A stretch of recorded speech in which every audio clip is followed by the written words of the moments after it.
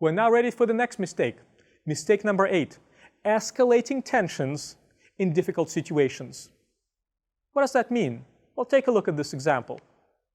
Review this writing sample and see if you agree with the manner in which the author of this message communicated his or her concerns.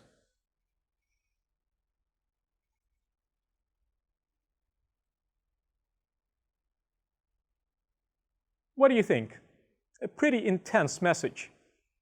I would say that the tone of that message was so aggressive that perhaps it is counterproductive. Think about this from the reader's perspective. What they want are interactions that are constructive and not confrontational. People, in most cases, don't like confrontation. Now, inevitably, as a security professional, you will find yourself in difficult situations where you need to express concerns and you need to disagree. And sometimes your concerns are well-founded and there's a sense of urgency that you need to relay through your writing. But you need to do this while trying to avoid direct confrontation. So with that in mind, take a look at my attempt to revise the content that you saw on the previous screen to something that I think might be more constructive and is less confrontational. See if you agree that the revised version is still effective at retaining that sense of urgency that the original message wanted to relay.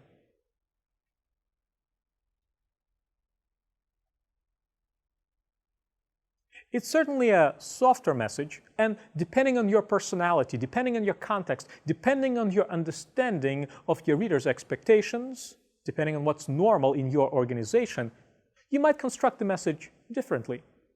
But the goal here is to tone it down to be less confrontational, a bit less aggressive. So here's my recommendation for how you might want to express dissatisfaction or concerns in your writing. Remember that you need to remain tactful and courteous. We're writing in a professional context. I suggest that when you express unhappiness about something, rather than criticizing the doer, the person who took the action, the person who you think is responsible for the situation, instead criticize the action. Don't directly attack the individual. Focus your writing on the actions that you're unhappy about. Also, make sure that you discuss the negative consequences of what was done or what wasn't done. Don't assume that your reader will understand why you're unhappy. Clarify the negative consequences to the organization if you're talking about some concerns over security risks in the context of a company. Also, very importantly, remember to clarify what steps would you like to see taken to improve the situation. Too often, I find people discussing their concerns in the heat of the moment without actually saying, so what would you like to do about the situation? I mean, certainly we always like to vent once in a while. It feels like a good thing to do, although it's not very constructive.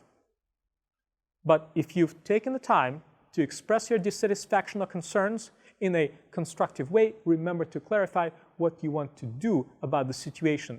Because if you don't do that, then your readers might just ignore your message, or they might jump to an incorrect conclusion and take actions that actually are not in line with your interests.